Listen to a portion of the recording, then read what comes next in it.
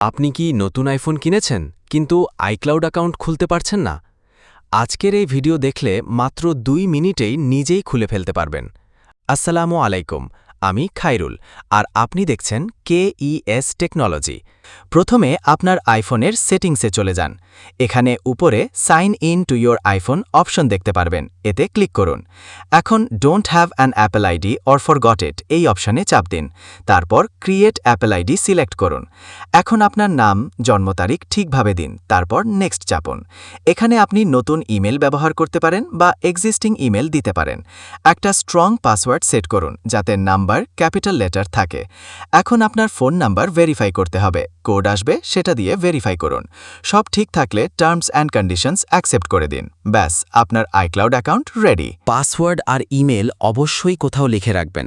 Fake তথ্য দিলে পরে প্রবলেম হতে পারে। ভেরিফিকেশন কোড না এলে আবার রিসেন্ড করুন। ভিডিওটা ভালো লাগলে একটা লাইক দিন, আর এমন হেল্পফুল ভিডিও পেতে এখনই সাবস্ক্রাইব করুন। আপনার কোনো সমস্যা থাকলে কমেন্ট করুন, আমি অবশ্যই হেল্প করব। ধন্যবাদ ভিডিওটি দেখার জন্য। আবার দেখা হবে নতুন ভিডিওতে।